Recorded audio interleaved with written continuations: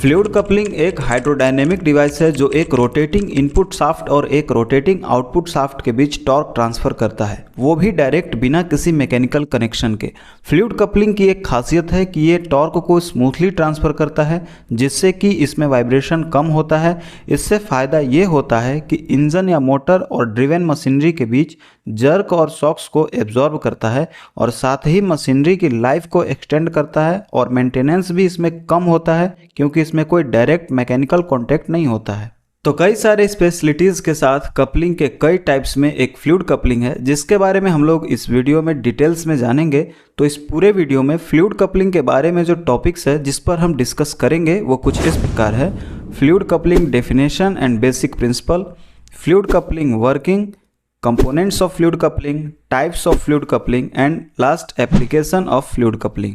तो इस वीडियो में इन सभी टॉपिक्स को डिटेल्स में समझने वाले हैं, इसलिए वीडियो पूरा देखें और जानकारी अच्छी लगे और आपको समझ में आए तो एक लाइक और शेयर जरूर करें। चलते हैं अपने टॉपिक की तरफ, definition and basic principle of fluid coupling.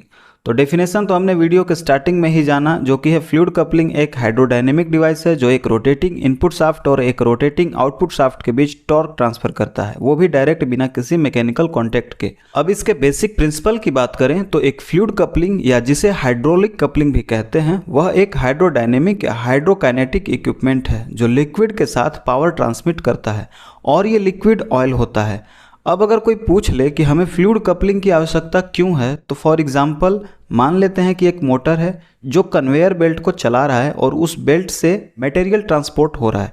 अब यदि कहीं कन्वेयर स्टक हो जाता है तो ये ड्राइव असेंबली पर शॉक लोड प्रोड्यूस करेगा, यानी कि मोटर को अचानक से झटका देगा। तो ऐसे में उस असेंबली में एक ऐसा इक्विपमेंट या ऐसा सिस्टम होना चाहिए जो इस शॉक लोड से प्रिवेंट करे, लेकिन यहाँ पर ऐसा कोई मैकेनिकल कॉन्टैक्ट वाला इक्विपमेंट नहीं है जो ऐसे कंडीशन में मोटर को प्रिवेंट कर सके। इसी तरह का एग्जाम्पल ऑटोमोबाइल के ऑटोमेटिक ट्रांसमिशन सिस्टम में भी आता है, जहाँ ड्राइवर अपने व्हीकल को रोकना चाहता है, जिसके लिए वो ब्रेक लगाता है।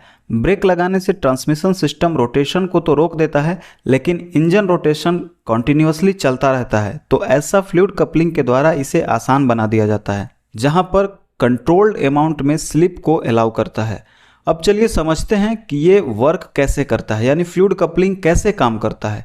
तो इसके लिए एक सेंट्रीफ्यूगल पंप का एग्जाम्पल लेते हैं, जिसके हाउसिंग में पानी भरा है और इसके बाद हम जैसे ही मोटर में पावर देते हैं, पंप का इम्पेलर रोटेट होने लगता है।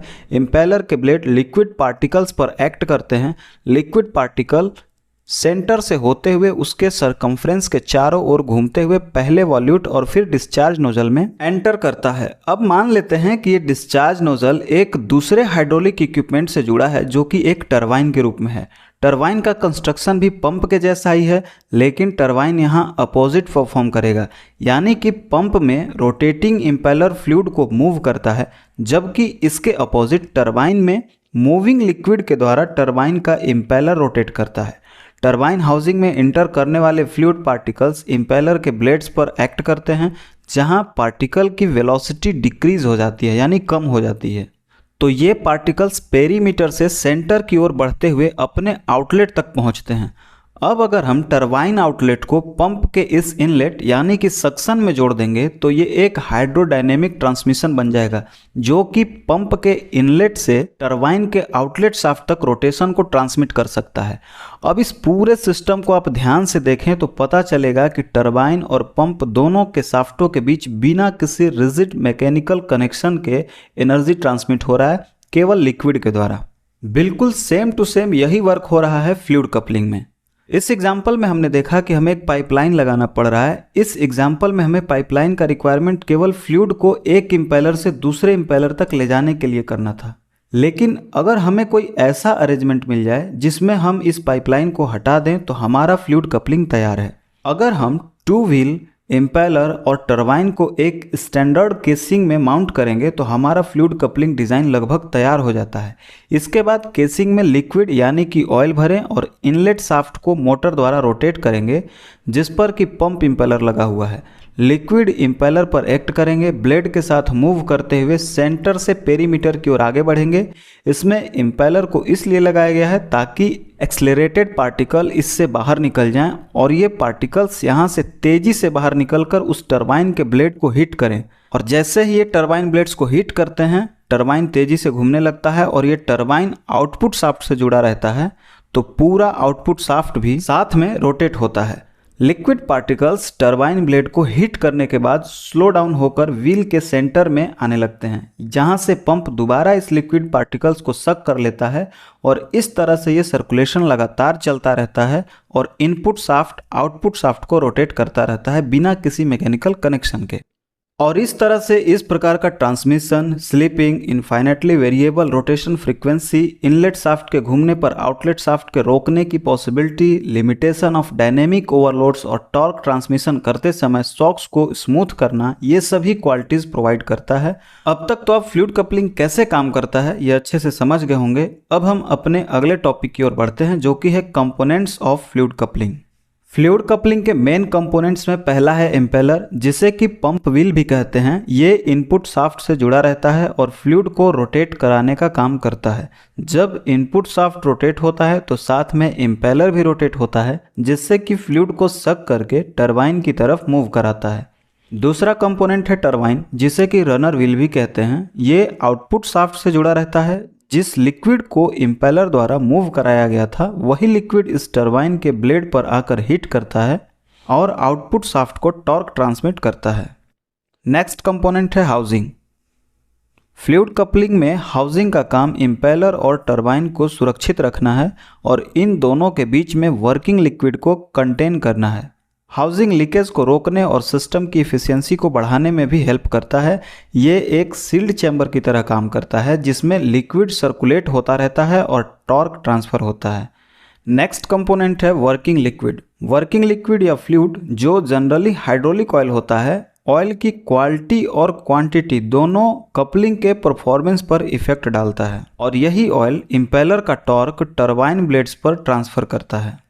नेक्स्ट कंपोनेंट है सील्स एंड गैस्केट। ये ऑयल के लीकेज को रोकने के लिए यूज़ किया जाता है। नेक्स्ट कंपोनेंट है बेरिंग। ये कपलिंग के इनपुट और आउटपुट शाफ्ट को सपोर्ट करता है और ये भी इंश्योर करता है कि ये शाफ्ट सही तरीके से अलाइन रहें।